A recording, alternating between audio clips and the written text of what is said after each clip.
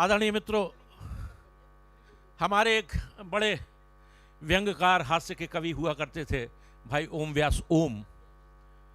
उन्होंने कभी एक बहुत अच्छी बात कही थी कि ईश्वर ने हंसने की क्षमता केवल इंसान को दी है। आपने कभी किसी जानवर को हंसते हुए नहीं देखा होगा।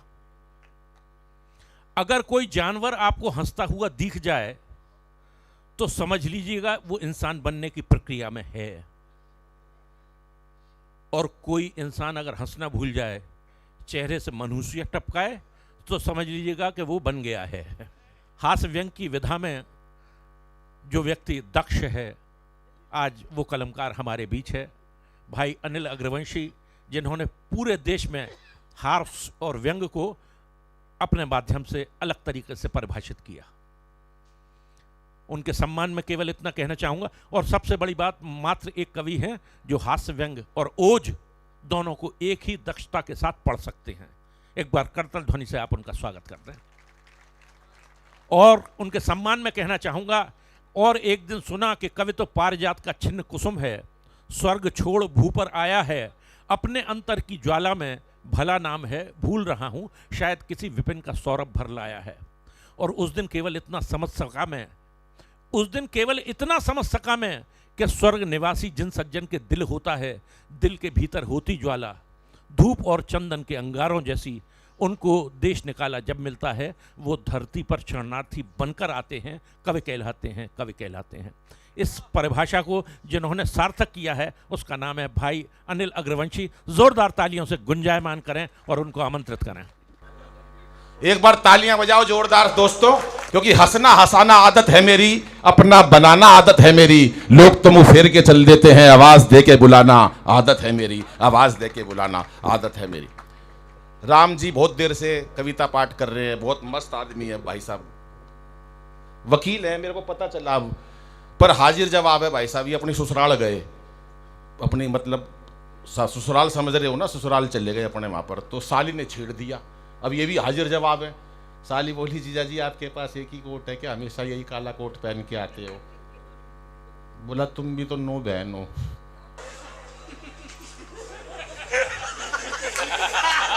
हमेशा एक ही वाली भेजते हो। तालियां सब जरा जोरदार तालियां बजाओ, मस्ती की बात बता रहा हूं आपको। मस्त लोग हैं ये राम जी भाई, बहुत बढ़िया आदमी है। अभी ये इतना क्या, ये मनवीर आया था, ये इतना चीखा इस पे, इतना, ये तो जब इसके खांसी हो रही है इतनी तगड़ी। वीर रस के कवि होते हैं भाई साहब ऐसे, ये इतना बढ़िया कवि है मनवीर का कोई मुकाबला नहीं, वरना वीर रस के कवि आप देखना भाई साहब, इतनी जोर जोर से बोलेंगे और कोई मतलब तंत्र नहीं होगा उसके अंदर। जीभ खींच लो दुश्मन की, अबे और कुछ खींच ले, जीभ क्यों खींच रहा है तू? ये सब लोग मतलब ये बोलते हैं ये लोग। अच्छा झंडा गाड़ दो वहां पर, तिरंगा गाड़ दो वहां पर, दूसरे से कहेंगे ये काम करने की, खुद कभी नहीं करेंगे ये। अबे तू भी तो कुछ कर, जीभ खींच लो, झंडा गाड़ दो, ये कर दो, इंच इंच पे झंडे गाड़ देंगे पाकिस्तान तेरे। अबे इंच इंच पे झंडे, इतने डंडे कहां से लाएगा तू? मैं कायदे की बात करूंगा, मैं कोई ऐसी वैसी बात नहीं करूंगा भाई साहब। पाठक जी मैं आपको नमन करता हूं। अरे ये पाठक जी की फोटो है, कितने सुंदर पाठक जी यार, क्या फोटो तुमने यहाँ चिपकाई है यार, सोचना चाहिए। पाठक जी का व्यक्तित्व इतना बढ़िया। पाठक जी आप ये देखना क्या, चलो कोई नहीं पाठक जी, मैं आपको नमन करता हूँ। और मैं एक छोटी सी बात बता देता हूँ, अभी बता रहे थे जन्म लेने की बात, मैं 1968 में पैदा होने वाला था यार, मजाक मत समझा करो, हर बात मजाक में नहीं होती। बाबूजी मैं पैदा होने वाला था अनिल भाई, माँ लक्ष्मी जी ने विष्णु भगवान को आवाज दे ली, बोले अनिल पैदा होने जा रहा, कुछ कहना हो तो यार ऐसे मजाक नहीं उड़ाओगे किसी। मैं पाठक जी पैदा होने जा रहा, लक्ष्मी जी ने विष्णु जी को कहा अनिल पैदा होने जा रहा है, जरा कुछ कहना हो तो कह दो। विष्णु जी बोले अनिल हाँ। मैंने कहा हाँ। मैं चरणों में नमन करा। बोले कहाँ जा रहा है? मैं धरती पे। किस लिए? मैंने कहा पैदा होने। बोले 3 बातों का ध्यान रखियो। मैं बोलो। बोले एक बार तू यहाँ जाएगा, क्या नाम है, मंच पे पढ़ने मथुरा में, तो बच के रहियो 3 लोगों से। मैंने कहा किस किस से? बोले एक तो वहां पर तेरे को महेश पाठक जी, मैंने कहा उनसे क्यों बच के रहना है? बोले एक भी बुराई मत कर दियो राहुल गांधी की। मैंने कहा थोड़ी बहुत तो करनी पड़ेगी। बोली थोड़ी बहुत की कुछ नहीं है, लेकिन ऐसे पंगा मत ले लियो, और एक बच के रहियो तू कमलेश से। मैं इसमें क्या खास बात है? बोला ये बहुत बड़ा आदमी है। जैसे महाभारत के अंदर जब बहुत कुछ सीख लिया एकलव्य ने द्रोणाचार्य से, और जब वो बहुत पारंगत हो गया तो द्रोणाचार्य ने एकलव्य का अंगूठा मांग लिया था। कमलेश बहुत चतुर आदमी है। जब तू कवि सम्मेलनों में तरक्की करने लगेगा और बढ़िया कलम से लिखने लगेगा तो वो तेरा अंगूठा मांगेगा। तो तू एक काम कर, 2 अंगूठे ले जा, तो एक कमलेश को दे दियो, एक तू रख लियो। तो ये 2 अंगूठे दिखा रहा हूं मैं, एक बार तालियां बजा दो जरा जोरदार। ये सारा काम भाई साहब इनकी वजह से हुआ है। अब मैं थोड़ा सा जिक्र करता हूं। ये मैंने बड़ाई की बात कर दी है, अब मैं थोड़ा राहुल जी के बारे में बात करना चाहता हूं, है ना? वो थोड़ी बहुत, कोई दिक्कत नहीं है ना? कोई दिक्कत नहीं है ना? हाँ, कोई दिक्कत नहीं है। अरे सुन लो भाई, सुन के मजा आएगा तुम्हें। ऐसे कैसे पता? आप चिंता ना करो, मैं मोदी की भी करूंगा। ऐसा थोड़ी ना यार, तुम मुख्य अतिथि हैं वो हमारे, कितनी मुश्किल से तो बुलाए हमने। हमारे दिल्ली में कह रहे कोरोना कोरोना, हमारे यहाँ तो 6 साल से कोरोना है।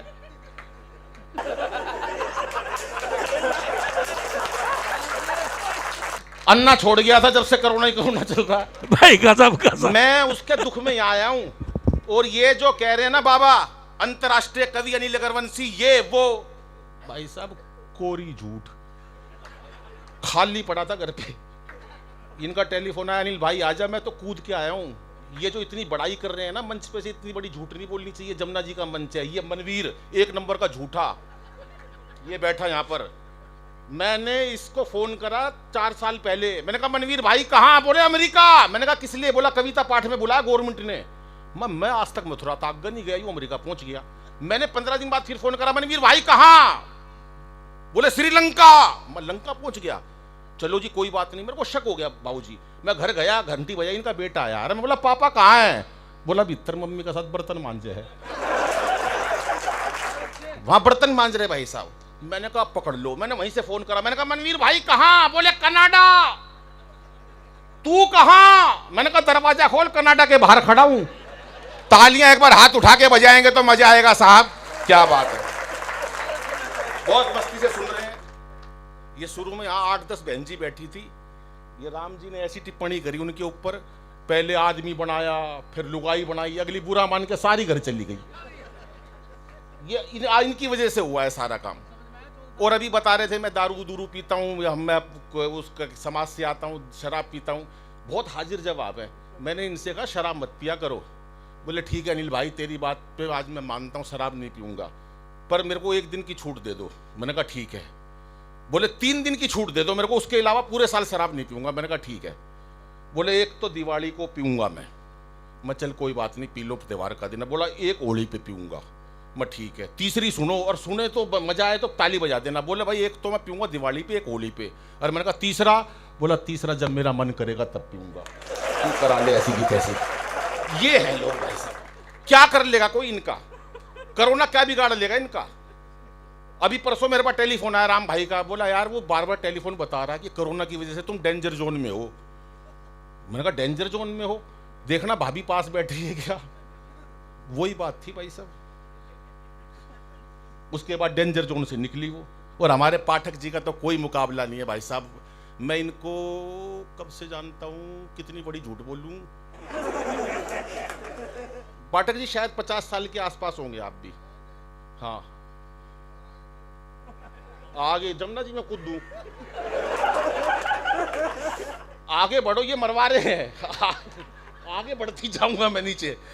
तो मैं सच बता रहा हूं, मैं उस टाइम की बात बता रहा हूं। शायद मैं इनको, मेरी बहुत पुरानी जान पहचान है, पाठक जी का कोई मुकाबला नहीं। चलो खैर वो कोई बात नहीं। मैं आपको छंद सुनाता हूं। पहले कौन सा सुनाऊं, पक्ष में सुनाऊं विपक्ष में सुनाऊं? वो एक बच्चा परीक्षा, हमारे हरियाणा की बात बता रहा हूं। वो एक बच्चे से मास्टर जी ने पूछ लिया, बेटा कांग्रेस की स्थापना किसने करी, इसका जन्म कब हुआ? बच्चा हमारे हरियाणा का बोला, मास्टर जी मुझे नहीं पता कांग्रेस की स्थापना किसने करी, इसका जन्म कब हुआ, पर नू पता इसका नाश कौन करेगा। पाठक जी ने ताली नहीं बजाई।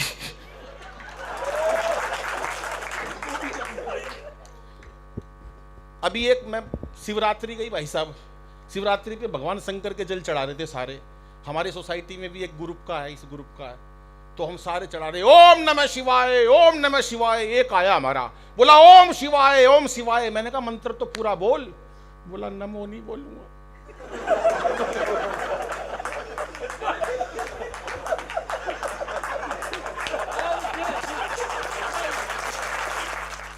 चाहे शंकर भोला नाराज हो जाए, सोनिया माता नाराज नहीं होनी चाहिए। और अब ये जो बात बता रहे थे भाई साहब, ये मैंने करवाया है, ये वो करवाया है, शायद यहाँ किसी को नहीं पता। इतने बड़े मंच पे बुलाया है, कोई छोटा मोटा कवि नहीं हूं। ये है मनवीर, इसके मन में वीर रस जागता भाई साहब, जागा इसके मन में। ये घर गया, बोला सत्ता मेरे हाथ में सौंप दो, हालात बदल दूंगा।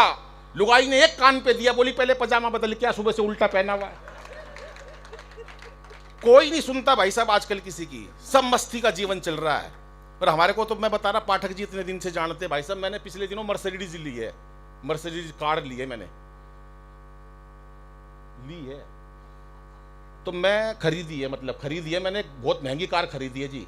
तो मैं जब कार की डिलीवरी लेने गया, मर्सिडीज लेने गया, तो उसने देने से मना कर दिया। मैंने कहा क्यों? मैंने कहा सारे पैसे वैसे दे दिए यार, वापस दे दे अभी। बोला जी गलती से 5,000 रुपये कम रह गए, ये जमा करा दो। अरे मैंने कहा सारे चेक दे दिए, 5,000 में क्या फर्क पड़ रहा है? बोला नहीं जी हमारी कंपनी का रूल है, 5,000 रुपये जब तक नहीं दोगे जब तक मिलेगी नहीं। अब 50 लाख की गाड़ी में बाहर आया, पाठक जी घूमते हुए मिल रहे। मैं नमस्ते पाठक जी। अरे अनिल भाई तुम कैसे? मैंने कहा कुछ नहीं, 5,000 देना जरा। बोले क्या करेगा? मैंने कहा मर्सिडीज लानी है। बोले नहीं 10,000 लेक मेरी भी ले आइयो। मस्त लोग हैं, मस्त। लेकिन 4 पंक्तियां पहले अपनी बेटियों के लिए कहना चाहूंगा। मुझे 1-2 महिलाएं बहनें अपनी दिख रही हैं, उनके लिए कहना चाहूंगा कि इसे बेटा बना पालो तो इतिहास छू लेगी। आजकल गर्भ में बेटियों को मार देते हैं साहब, हंसी करूंगा तो कहीं ना कहीं आपको प्रेरणा की बात भी दूंगा कि इसे बेटा बना पालो तो इतिहास छू लेगी। करो विश्वास बेटी पर तो ये विश्वास छू लेगी। कभी जीवन में बेटी को नजरअंदाज मत करना, जरा से पंख खोलोगे तो ये आकाश छू लेगी, जरा से पंख खोलोगे तो ये आकाश छू लेगी। खुश हो गई दोनों बहन जी।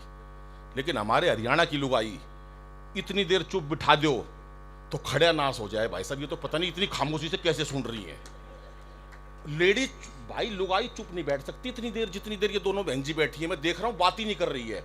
वो 2 महिलाएं इतनी बात करती थी आपस में, 20 साल तक एक कमरे में बंद कर दिया। बोला कर लो जितनी बात करनी है, मर लो तुम, कर लो। 20 साल बाद जब रिहा किया गया तो एक महिला दूसरी से बोली अच्छा बहन बाकी बात टेलीफोन पे करेंगे। 20 साल तक भी अगले भरा नहीं पेट। महिलाओं का कोई जिक्र नहीं है भाई साहब। महिलाएं हमारे लिए आदरणीय हैं, पूजनीय हैं। हमारे में तो बच्चे भी एक से एक हैं, बहुत बच्चे मस्त हैं भाई साहब। एक बच्चे का रिजल्ट आने वाला था, पिताजी ने साफ कह दी थी देख बे तेरे से कोई उम्मीद नहीं है, कल तेरा रिजल्ट आएगा, मेरी मीटिंग चल रही होगी पाठक जी के साथ, तू अपना रिजल्ट ओपन करियो, इशारों में बताइयो। बोला पापा इशारा कैसा? बोला 1 सब्जेक्ट में फेल हो जाए कह दियो जय श्री राम, 2 में सब्जेक्ट में फेल हो जाए कह दियो राधा कृष्णा, 3 में फेल हो कह दियो ब्रह्मा विष्णु, ओपन मत करियो। बच्चा बोला ठीक है पापा। अगले दिन रिजल्ट आया 2 बजे बच्चे का। वो घर पर आया, उसने देखा पापा की मीटिंग चल रही है। पापा ने इशारों में पूछा बेटा इस रिजल्ट का क्या हुआ? बच्चा हमारे उत्तर प्रदेश का था, वो भी मथुरा का। बोला पापा साचे दरबार की बिल्कुल साफ, कोई नंबर नहीं, 0 अंडा। पीछे वाले तालियां नहीं बजा रहे। एक बार बता दो दोस्तों कि मैं आपके पास आया हूं यहाँ मथुरा में और भगवान कृष्ण की नगरी में आया हूं। क्या बात है, आपका भरपूर प्यार मिला है साहब। वो गलती मेरी है भाई साहब, मैंने बीच में केजरीवाल का नाम ले दिया। वो जब से ही दुखी है कि यहां पर आकर क्यों फैला रहे हो कोरोना। अब सुन लो साहब, असली बात अब सुन लो। मोदी जी ने नोट बंद करे, एक आदमी दुखी मेरे से बोला यार मोदी जी ने नाश कर दिया देश का। अब आप खुश हो ना, देखो अब ताली नहीं बजाएंगे ना बस पाठक जी, मेरा फिर हौसला टूट जाएगा। मैं बहुत मैं भावुक वन का व्यक्ति हूं, ऐसे मत करना बिल्कुल भी। ये बैठे हैं ना, इनको कुछ नहीं। बाबूजी मोदी जी का हर 15 दिन बाद जब भी देश पे कोई समस्या पड़ती है, बंदर भी पूरी पूछ का नहीं आया।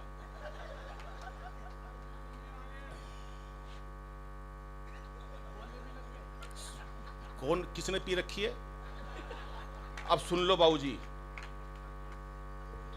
कि क्या पता था रातों रात हो जाएगी ऐसी बात, बंदा बोला मेरे से, बोला यार ऐसी तैसी हो गई, नोट बंद हो गए। आज देश के अंदर सर्जिकल स्ट्राइक हुई पहली, किसकी वजह से? बाबूजी मेरी वजह से योगेंद्र जी। क्यों? मोदी जी का जब भी कोई देश पे संकट आता है उनका मेरे पास टेलीफोन आ जाता है, अनिल भाई क्या करना है। और मैं कभी मना नहीं करी आज तक उनको जिंदगी में, जब भी उनका फोन आया मैंने हमेशा अटेंड करा है। अभी पीछे अपनी वो दिखा रहे थे, मैं गुजरात का, सरदार पटेल भाई गुजरात के, अंबानी गुजरात के, अमित शाह गुजरात के। मेरे को गुस्सा आ गया, मैं बोला आसाराम बापू कौन सा बयानी का है। उसके बाद वो फिर वो करे नहीं अनिल भाई ऐसी बात नहीं, मैं वैसे जिक्र कर रहा हूं।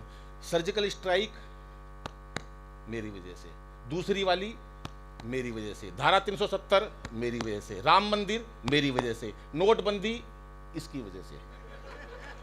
तब बता रहा हूं, एक आदमी दुखी बोला नोटबंदी हो गई, मैंने कहा फिर क्या हुआ? बोला एक बार मोदी जी मिल जाए तो कहना चाहूंगा। मैंने कहा क्या कहेगा? सुनिएगा साहब, कि क्या पता था रातों रात हो जाएगी ऐसी बात, एक फरमान से ही सड़क पे ला दोगे, और हमें क्या पता थी ऐसी कड़क बनेगी चाय, एक घूंट में ही सारी जीभ को जला दोगे। कि जियो मेरे लाल की आशीष अंबानी के लिए जियो। जो क्या बात है, ताली बजाएंगे। क्या बात है कि जियो मेरे लाल की आशीष अंबानी के लिए, बाकियों को चाय वाली केतली थमा दोगे। और अब तालियां उठाना साहब, कि बाकियों को चाय वाली केतली थमा दोगे, और आपने लुगाई छोड़ी, देश का कसूर क्या है, लगता है धीरे धीरे सबकी छुड़ा दोगे। क्या बात है साहब, क्या बात है। पाठक जी का तो सफल हो गया कवि सम्मेलन। अब ये 15 दिन तक जिस जोश में रहेंगे कि अनिल भाई आया था, मेरे को बहुत प्रसन्नता हुई साहब। लेकिन आगे भी सुन लो, अभी खुश होने की ज्यादा जरूरत नहीं है, क्योंकि अभी राहुल भाई की बात करनी है मेरे को, वो सुन लो। यही चल रहा था 8 नवंबर को यही कवि सम्मेलन, यही 8 नवंबर को कवि सम्मेलन चल रहा था, और इन्होंने पुराने नोट दिए कवियों को। ये सब की सच्ची बात बता रहा हूं मैं भाई साहब। और इतने बढ़िया आदमी हैं भाई साहब, ये हमारे विनोद भाई का कोई मुकाबला नहीं। इतना सहज व्यक्ति मैंने नहीं देखा। मैं आया, बोले अनिल भाई क्या लेगा? मैंने कहा कॉफी पी लेते हैं। दोनों कॉफी पीने लगे। इनकी कॉफी में मक्खी, मैं बोला भाई साहब आपकी कॉफी में मक्खी पड़ी है। बोला पड़ी रहने दे साली, कितना पी लेगी। सारी कॉफी खींच गए भाई साहब, एक बूंद नहीं छोड़ी। इतना मस्त आदमी मिलते नहीं है जल्दी से। और हमारे दोनों बाबूजी ऐसे बैठे हैं जैसे लाल किशन अडवाणी और मुरली मनोहर जोशी बैठे। कोई पूछ नहीं, कोई ताछ नहीं, दोनों न्यारे बिठा रखे हैं बाबूजी बिल्कुल। बहुत मादी आदर मान सम्मान आपका, आपका कोई मुकाबला नहीं। आपके चेहरे की मुस्कुराहट लेकिन मुझे बहुत अच्छी लग रही है। ये होता रहता भाई साहब, ये गुटबंदी होती है। हमारे कलाम साहब थे, कितने बड़े नेता थे, देश के लिए क्या करा। हमारे मोदी जी थे, थोड़ा यार सीधा बैठ जा, नहीं उस टाइम की बता रहा हूं मैं। हाँ ऐसे पता कौन सुनते हैं, पहले राजे होते थे मुगल आजम, वो लेट के सुनते थे, बोले नाचो नारकली, तो ऐसे लेट जाते थे वो। तो मैं बता रहा हूँ भाई साहब, कलाम जी की जब अटल बिहारी जी प्रधानमंत्री थे, पोखरण विस्फोट हुआ, कलाम जी ने वो काम किया हमारे देश के लिए, उनको कोटि नमन है। अटल बिहारी जी को कोटि कोटि नमन है, वो हमारे देश के बड़े नेता थे। अटल बिहारी ने रात को फोन करा कलाम जी को, कलाम जी सारी तैयारियां हो गई है। कलाम जी बोले हाँ बिल्कुल तैयारी हो गई है, रात को हम पोखरण विस्फोट कर देंगे और सारी दुनिया को पता चल जाएगा कि हमने भी एक परीक्षण कर लिया है। बोले किसी, लेकिन वो बोले सब बात गुप्त रहनी चाहिए। कलाम जी बोले अटल जी से कोई ये लीक नहीं होनी चाहिए। अटल जी बोले लीक कहां सी होगी, ना तेरा ब्याह होया ना मेरा ब्याह होया।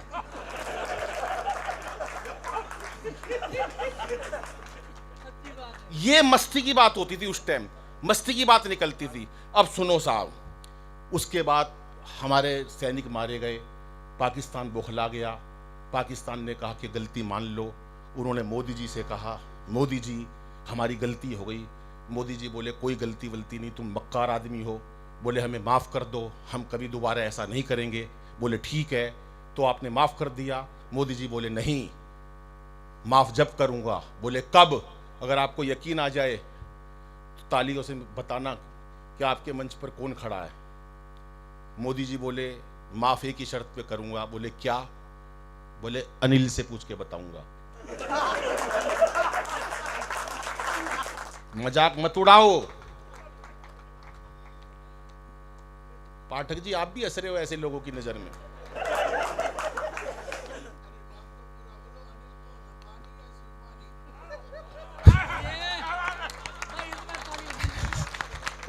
बोले गजब गजब, ऐसे कहते हैं व्यंग समझना।